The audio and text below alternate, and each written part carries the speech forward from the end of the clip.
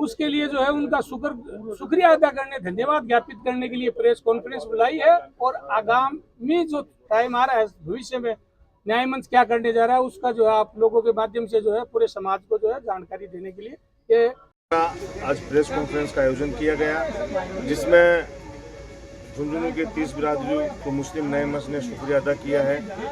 मैं अब्दुल वाहिद, आप देख रहे हैं 10/11। अभी मैं मौजूद हूँ जिला झुंझुनू में। अगर झुंझुनू की बात की जाए तो यहाँ पर उपचुनाव थे, और उपचुनाव जाए तो पिछले 2003 से लेकर लगातार यहाँ पर कांग्रेस रही थी, लेकिन कांग्रेस को हार का सामना करना पड़ा। उसकी वजह ये रही कि यहाँ पर एक तरीके से मुसलमान जो है वो नाराज देखने को मिले थे, और मुस्लिम न्याय मंच ने एक मांग की थी कि अगर टिकट नहीं तो वोट नहीं। टिकट करने के बाद तमाम मुसलमान नाराज थे। हमारे साथ मौजूद है मुस्लिम न्याय मंच के संयोजक इमरान बड़गुजर जी। इमरान भाई, क्या हाल चाल है? बढ़िया, एकदम अल्हम्दुलिल्लाह। आपने अभी विधानसभा उपचुनाव थे और आपने मांग की थी कि टिकट नहीं तो वोट नहीं। उसके बाद एक तरीके से कांग्रेस को बुरी तरीके से हार का सामना करना पड़ा है, और 42 से 43 हजार से विजय रही है, फतह का परचम ले रहा है। लगातार 2003 के बाद से यहाँ पर कांग्रेस रही थी। कैसे देखते हैं इसको? सर, जिस पार्टी को हमने 75 सालों से वोट दिया है, उससे हमने उपचुनाव में मांग की थी। पार्टी आला कमान से भी मिले थे, हमारी महापंचायत भी हुई थी। जब पार्टी ने अनदेखी की तो समाज में गहरा रोष था और समाज में बहुत ज़्यादा नाराजगी थी, और वो नाराजगी का सामना कल रिजल्ट आया है, उसमें आपको देखने को मिला है कि बहुत बुरी तरह हार हुई है। 42,000 कुछ वोटों से कांग्रेस पार्टी, जो 20-25 सालों से मतलब यहाँ बिल्कुल पूरी कंटिन्यू विधायक बनते आ रहे थे, और एक मुस्लिम समाज की नाराजगी से यहाँ की सीट हार गई 42,000 वोटों से। इससे ये तो पता चलता है कि कांग्रेस पार्टी का जो मूल वोटर है वो मुस्लिम समाज ही है। मेरा जो समाज है, मेरे समाज की जो 30 बिरादरी है, वो गेम चेंजर रहे हैं, ना कि मुस्लिम न्याय मंच। मुस्लिम न्याय मंच ने तो किसी कैंडिडेट की अपील ही नहीं की थी। हमने तो ये कहा था कि आज तक हम आगे थे, आज हम समाज के पीछे हैं, मेरा समाज आगे है। तो गेम चेंजर इस चुनाव में जो रहा है वो मुस्लिम समाज की 30 बिरादरी रही है। जो कौम है वो गेम चेंजर रही। अब आगे मुस्लिम न्याय मंच के क्या प्रयास रहेंगे? आगे हमारे प्रयास, हमने ये बता दिया आपको प्रेस वार्ता के दौरान, कि अन्याय के खिलाफ हमारा संघर्ष जारी रहेगा। और राजस्थान में 200 विधानसभा में मुस्लिम न्याय मंच जाएगी, वहाँ मीटिंगें करेंगी, और जयपुर हेडक्वार्टर पे हमारा एक बड़ा प्रोग्राम अतिशीघ्र होने जा रहा है। और उससे पहले हम मंडावा, रतनगढ़, सुजानगढ़, फतेहपुर, जितने भी हमारे छोटे जो कस्बे हैं, वहाँ जाके मुस्लिम न्याय मंच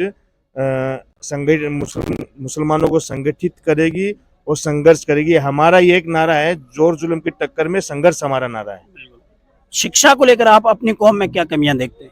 मुस्लिम न्याय मंच राजनीतिक क्षेत्र में, शैक्षणिक क्षेत्र में, सामाजिक क्षेत्र में, तीनों चारों क्षेत्र में मुस्लिम न्याय मंच अपने समाज के लिए काम करेगा। मेरे साथ मौजूद है MIM झुंझुनू के जिला अध्यक्ष मकबूल भाई। मकबूल भाई, आज मुस्लिम न्याय मंच की आपकी मीटिंग रही है, क्या कुछ आपकी इसमें बातचीत हुई है? मुस्लिम न्याय मंच ने बड़े विस्तार से हमारे सभी साथियों ने आप लोगों को बता दिया है, लेकिन आप पूछ रहे हो तो मैं फिर से दोबारा रिपीट कर दूं कि न्याय मंच ने जो मुसलमानों के ऊपर जो झूठे आयत इल्जामात जो लगते थे, पैसों के, पेट्रोल की पर्ची वगैरह, उन सब को खारिज करके हमने ये बेदारी पैदा की कि इनसे जो है आप बचिए और समाज के ऊपर ये एक धब्बा इसको मिटाइए। तो लोगों ने हमारी बात को तस्लीम किया, खूब अच्छे से माना और अपना इत्तेहाद दिखाया और अपनी खुददारी और वफादारी, ईमानदारी दिखाई। इसके लिए उन सब का शुक्रिया अदा करने के लिए ये प्रेस कॉन्फ्रेंस जो है वो बुलाई गई थी।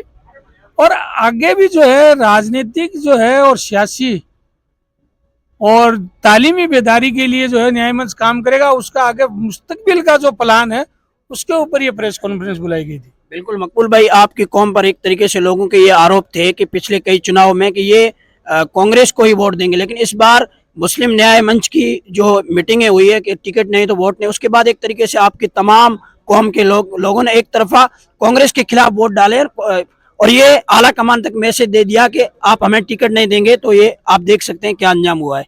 तो आपने ये रिकॉर्ड तोड़ दिया। पिछले तमाम चुनाव के लोगों को विश्वास नहीं हो रहा था कि कांग्रेस को ही वोट देंगे, मुसलमान कहीं नहीं जाएंगे। इसको लेकर क्या कहना चाहेंगे? देखिए कि हमने किसी पार्टी को वोट देना या नहीं देना, ये जो है वो अपने अपने जो सुविधा अनुसार जो है एक दूसरे पे जो है इल्जामात और तोहमत लगाते रहते हैं। ऐसा कुछ नहीं है। मुसलमान समाज के साथ में जो भेदभाव और नाइंसाफी हो रही थी उसके खिलाफ लोगों में आक्रोश था, लोगों में गुस्सा था, नाराजगी थी। वो नाराजगी जाहिर करने के लिए वो कहीं भी किसी को भी अपने जिसको जो पसंद आया उसने उसको वोट डाल दिया। इसमें किसी की जो है वो पक्ष या विपक्ष या सब समर्थन या खिलाफत जैसी कोई बात नहीं है। सिर्फ मुसलमानों ने जो राजनीतिक जो नाइंसाफी हो रही थी उसके खिलाफ जो है अपना जो है आक्रोश जाहिर किया, अपना मत देके जो है वो दर्ज कराया। वो आला कमान के पास जाए या कहीं जो है और कहीं जाए, उससे हमारा कोई न्याय मंच का लेना देना नहीं है। सर, अब आने नगर परिषद के चुनाव आ रहे हैं, आप पार्षद भी है, अब आप किस तरीके से देखते हैं आने वाले चुनाव में? अगर यही कांग्रेस का रवैया रहा तो इस चुनाव में भी कांग्रेस को नुकसान हो सकता है क्या? अगर कोई पार्टी हमसे वोट की उम्मीद करती है तो हम भी उससे मान सम्मान और इज्जत एहतराम और अखलाक की उम्मीद करते हैं। अगर इस तरह की नाइंसाफी, भेदभाव और बंद कमरों में जो है अपने खास जो चापलूस है जिसे मैं कहता हूँ उनको टिकट देगा और समाज के जो अच्छी अजीम हस्तियां हैं वार्डों में उनका अगर उनको जो है वो दरकिनार किया जाएगा तो न्याय मंच इस नाइंसाफी के खिलाफ भी काम करेगा। आप MIM के नेता है, चुनाव थे महाराष्ट्र में, तो क्या रहे आपके प्रयास? और आपके इम्तियाज जलील साहब है वो कुछ ही अंतर से हार गए, इसको लेकर आप क्या कहना चाहेंगे? क्या कमियां रही वहां पर? बहुत अच्छा सवाल किया, बड़ा दुख भरा जो है इसका जवाब है। ये मुसलमानों की, मैं तो ये कहूँगा बहुत बड़ी बदकिस्मती है कि एक आशिक रसूल को जो है मुसलमानों ने ही हरा दिया। मैं किसी पे कोई इल्ज़ाम आयद नहीं करूँगा क्योंकि वहाँ करीब 16 मुसलमान खड़े थे जो कुल मिला के उन्होंने करीब 25,000 वोट जो है वो उसके जो है खराब कर दिए और 2161 वोटों से जो है, मात्र 2161 वोटों से है इम्तियाज जलील साहब जो है वो चुनाव में जो है हार गए। ये बड़ा दुखद है। जिस आदमी ने आशिक रसूल के लिए एक आवाज़ बुलंद की थी और हिंदुस्तान के इतिहास में एक तारीख रच दी थी कि इतना बड़ा जुलूस लेके वो मुंबई में प्रदर्शन करना है। और यहाँ तक कि जो मैं आपके मीडिया साथी का एक एग्जाम्पल दूंगा, इंडिया टीवी के जो रजत शर्मा जी है उन्होंने इस बात को जो है कोट किया है कि अगर लोकतंत्र में विरोध प्रदर्शन करने का जो तरीका है तो वो इम्तियाज जलील साहब से सीखना चाहिए। उन्होंने पूरे जुलूस पे अपनी कमांड रखी, शांतिपूर्वक अपना जो है विरोध दर्ज कराया और बिना कोई नुकसान, कोई बदमाशी और छेड़छाड़, किसी भी तरह की किसी से बदतमीजी किए बगैर पूरे पुरखुलूस और शांति के साथ में जो है उसको जो है उस जुलूस को जो है वो दी एंड किया। ये बहुत ही शानदार है। उन्होंने भी जो है उस बात की सराहना की थी। तो उस आदमी को जो है उसकी हार जो है वो देश के लिए और मुस्लिम समाज के लिए जो है बड़ी दुखद है और बहुत ही नुकसानदायी है। आपकी पार्टी में असदुद्दीन ओवैसी साहब के बाद में इम्तियाज जलील साहब उनके राइट हैंड समझे जाते हैं, बड़े नेता है। लोकसभा चुनाव में भी उनके साथ ऐसा ही हुआ, अभी विधानसभा चुनाव में भी ऐसा ही हुआ और तमाम देश की नजरें जो है उसी सीट पर टिकी हुई थी कि इम्तियाज जलील साहब जीत जाएंगे। तमाम लोगों का ये कहना था। एक तरीके से ये जुलूस जो हुआ उसके बाद में कुछ ही अंतर से हार गए। मैं तो ये कहूँगा कि इम्तियाज जलील साहब एक बहुत ही काबिल तारीफ और राजनीति में सियासी तौर से बहुत काबिल जो है इंसान है और उनकी काबिलियत का भी कोई मुकाबला नहीं है। और ये जो न्याय मंच जो काम कर रहा है, जिस तरह से आपने बताया कि लोकसभा में भी ऐसा किया और विधानसभा के चुनाव में महाराष्ट्र में ऐसा किया, न्याय मंच का यही काम है कि मुसलमानों में सियासी बेदारी पैदा करना कि कौन सही है और कौन गलत है और कौन जो है आपको गुमराह कर रहा है, उससे समाज को बचा के सही रास्ता पे लाना, सही राह दिखलाने का ही काम कर रहा है न्याय मंच। शायद 2 बार धोखा हुआ है और तो वहां भी कोई न कोई माइका लाल जो है ऐसा खड़ा होगा जो इस तरह की समाज में बेदारी पैदा करेगा और इत्तेहाद जो है वो कायम करेगा और इंतसार को जो है वो खत्म करेगा। बिल्कुल, आप ये देखते हैं कि ये समाज में बहुत बड़ी कमियां, अगर ये कमियां ना हो तो फिर समाज कहीं ना कहीं आगे बढ़ सकता है, आगे की राह हमवार हो सकती है समाज के लिए। मुस्लिम न्याय मंच ये देखता है कि पूरे देश में ऐसा हो रहा है, इस वजह से हम पिछड़े हुए। बिल्कुल ये हो रहा है और हमेशा समाज में इस तरह के जो फिरंगी लोग होते हैं वही समाज को नुकसान पहुंचाते हैं। खुद इम्तियाज जलील साहब ने चुनाव का रिजल्ट आने के बाद में अपना स्टेटमेंट जारी किया, उसमें उन्होंने सलाहुद्दीन अय्यूबी रहमतुल्लाह अलैह को कोट किया है कि हम जो है मैं अकेला 1000 दुश्मनों से तो लड़ सकता हूँ लेकिन जो हमारी सपा में जो फिरंगी है, मैं उनसे जो है नहीं लड़ सकता। ये खुद इम्तियाज जलील साहब ने ही इसको एक्सेप्ट किया है। लेकिन वक्त के साथ में ये जो जितनी भी परेशानियां और ये जो बुराइयां हैं, ये अपने आप जो है वो धीरे धीरे खत्म हो जाएगी। आदमी को अपनी भलाई करते रहना चाहिए, बहते पानी की तरह। बुराई अपने आप ही जो है वो एक तरफ किनारे हो जाएगी। अपना काम जो है वो जारी रखना चाहिए, जद्दोजहद में जो है कमी नहीं होनी चाहिए, संघर्ष जारी रखना चाहिए। और बड़ा दुखद है, इम्तियाज जलील साहब जैसी शख्सियत जो है वो महाराष्ट्र की विधानसभा में होते तो उसके अनुभव का और उसके जो तजुर्बे का जो है वो पूरे महाराष्ट्र को जो है वो बेनिफिट और फायदा मिलता। ये बहुत ही अफसोसजनक बात है, इम्तियाज जलील साहब कुछ मात्र वोटों से चुनाव हार गए। साथ है खादिम भाई खोखर, जो ईदगाह करबला मैदान के अध्यक्ष है और शेखावटी वेलफेयर कमेटी के अध्यक्ष भी है। खादिम जी, आज मुस्लिम न्याय मंच की आपकी जो मीटिंग रही है, क्या कुछ आगे की आपकी रणनीतियाँ हैं? देखिए, हमारे आगे की रणनीति ये रहेगी कि समाज को जागरूक किया जाए, शिक्षा में, स्वास्थ्य में और राजनीतिक स्तर पर हर क्षेत्र में समाज को जागरूक किया जाए। ये अगर चुनाव की बात की जाए तो आपके न्याय मंच से एक मांग की गई थी कि टिकट नहीं तो वोट नहीं। उसके बाद आप एक तरीके से आपकी कौम में नाराजगी देखने को मिली थी और इसका खामियाजा कांग्रेस को भुगतना पड़ा है। आगे अब चुनाव, जो नगर परिषद के चुनाव भी आ रहे हैं, तो क्या इरादा रखते हैं आप इस बारे में? देखिए, आने वाले चुनावों में भी हम कोशिश ये करेंगे मुस्लिम समाज एकजुट रहे और एकजुट रह के हम लोग मुस्लिम न्याय मंच के बैनर तले हमारे कैंडिडेट भी खड़ा करने की कोशिश करेंगे। देखिए, मुस्लिम समाज को कभी किसी भी राजनीतिक पार्टी किसी से एतराज़ नहीं रहा। एक ये था कि कांग्रेस की या जो सेकुलर पार्टियां हैं वो हमेशा मुसलमानों को डरा के रखती थी कि बीजेपी जीत जाएगी, बीजेपी जीत जाएगी। हमेशा से मुसलमानों को ठगा गया है और उससे डर जो डाला गया था मुसलमानों के, वो हमने डर निकालने की कोशिश की है। और आने वाले समय में मुसलमान जो है अब जागरूक हो चुका है और समाज के लिए हर क्षेत्र में काम करेगा। विजेंद्र ओला जी है, जो झुंझुनू लोकसभा से सांसद है, उनका ये कहना है कि हम आपको सभापति दे रहे हैं, उसके बाद भी आपको ऐतराज है। इस पर क्या कहना चाहेंगे आप? देखिए, जबकि लोगों ने ये कहा कि हमारे 32 पार्षद तो हमारे ही रहते हैं, तो हमारा ही सभापति रहेगा ना। देखिए, विजेंद्र जी ओला जो अनगलत बातें कर रहे हैं, वो जो कह रहे हैं कि हमने सभापति दिया, वो हमारे ऊपर क्या एहसान करते हैं ये बताइए। मुसलमान समाज 99% कांग्रेस को वोट करता है, ओला परिवार को वोट करता है। और फिर उसके बाद में ओला जी अगर मुसलमानों को अगर वाकई में हितैषी है तो एमएलए एमपी क्यों नहीं बनाते? मुसलमान जो नगर पर जो सभापति बनता है वो अपने दम पे बनता है।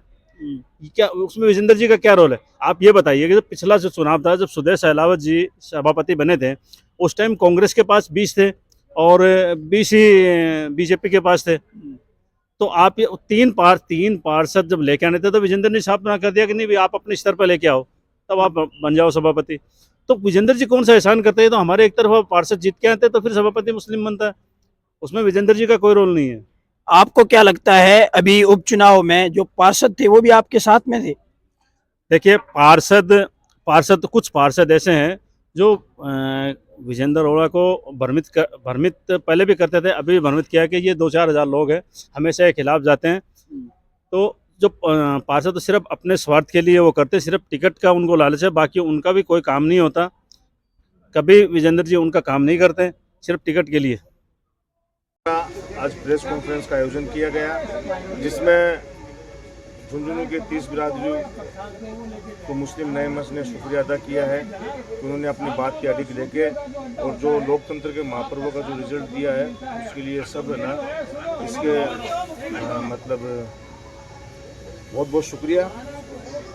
मुस्लिम न्याय मंच की आगामी रणनीति के लिए हमने अन्याय के खिलाफ हमारा संघर्ष जारी रहेगा और हम कमेटी का विस्तार करेंगे और पूरे राजस्थान में 200 विधानसभा में हम कमेटी बनाएंगे और हमारी रणनीति पूरी तैयार हो चुकी है।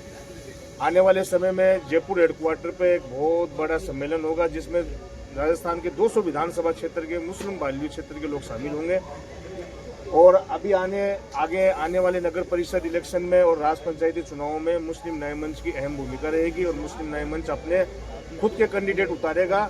और अभी कुछ पार्टी जो हमने कांग्रेस पार्टी से टिकट मांगा था, 75 वर्ष से जिस पार्टी को वोट दे रहे थे, अगर वो पार्टी हमें, वैसे तो हम कांग्रेस विचारधारा के हैं, कांग्रेस के खिलाफ नहीं है, लेकिन हमने टिकट मांगा था तो समाज ने फैसला लिया था अगर नगर परिषद के चुनाव में, पंचायती राज चुनाव में जिस पार्टी को हम वोट दिए वो पार्टी हमें टिकट देती है तो हम चुनाव लड़ेंगे, नहीं मुस्लिम न्याय मंच अपना कैंडिडेट 60 वार्डों में निश्चित तौर पर उतारेगा। मुस्लिम समाज शिक्षा के क्षेत्र में पिछड़ा हुआ है जी, राजनीति में तो आप प्रयास कर रहे हैं, हम शिक्षा क्षेत्र में भी कोई प्रयास करेंगे? नहीं, शिक्षा के क्षेत्र में और सामाजिक क्षेत्र में, हर क्षेत्र में मुस्लिम न्याय मंच ना प्रयास करेगी, शैक्षणिक और सामाजिक क्षेत्र में भी। ओके, थैंक यू, शुक्रिया। कायम किया है जिस तरह से, उसके लिए जो है उनका शुक्रिया अदा करने, धन्यवाद ज्ञापित करने के लिए प्रेस कॉन्फ्रेंस बुलाई है। और आगामी जो टाइम आ रहा है भविष्य में न्याय मंच क्या करने जा रहा है उसका जो है आप लोगों के माध्यम से जो है पूरे समाज को जो है जानकारी देने के लिए ये प्रेस कॉन्फ्रेंस का आयोजन किया गया है। क्या रणनीति रहेगी आगे इस न्याय मंच की? न्याय मंच की यही है कि सियासी हिस्सेदारी जो है वो मिलनी चाहिए मुसलमानों को, और पूरी मान मर्यादा और सम्मान से जो है वो वोट लिया जाए, न कि किसी तथाकथित पार्टी का या किसी व्यक्ति विशेष का डर दिखा के हमसे वोट जो है ठगा जाए। कौन सी पार्टी से मांग की जाएगी? जो कोई हमारा वोट लेते आ रहे हैं उन्हीं से की जाएगी, सभी पार्टियों से की जाएगी। जो हमारा वोट लेगा उसी को से मांगेंगे, वोट हम जिसको देंगे उसी से तो हम हमारा हक अधिकार मांगेंगे। जिसको वोट ही नहीं देते हैं उनसे हम जो है हमारा हक अधिकार क्यों मांगेंगे, बताइए आप। मुस्लिम न्याय मंच झुंझुनू काम करेगा, बाहर भी जाएगा? पूरे राजस्थान भर में जो है काम करेगा मुस्लिम न्याय मंच, पूरे राजस्थान भर में। इसके लिए क्या राजस्थान भर में कोई रणनीति बनाई जा रही है, कोई कार्यक्रम? बिल्कुल रणनीति बनाई नहीं जा रही, बना चुके हम रणनीति। किस प्रकार की रणनीति है बता तो दीजिए थोड़ा। जो समाज के लिए डटकर मुकाबला करे। हमारे यहाँ कई से लोग आए हैं जो यहाँ जो है वक्फ तहफ़्फ़ुज़ की मीटिंग चल रही थी, चूरू में और जयपुर में हुई थी, वहाँ नहीं गए। वो वक्फ के लिए कुछ बोलने के लिए तैयार नहीं, मुस्लिम समाज के लिए बोलने के लिए तैयार नहीं है, किसी एक परिवार या व्यक्ति विशेष को जो है बचाने में लगे हुए थे। हम वैसे लीडर चाहते हैं जो समाज को जो है वो पहले आगे रखे और व्यक्ति को जो है वो पीछे रखे।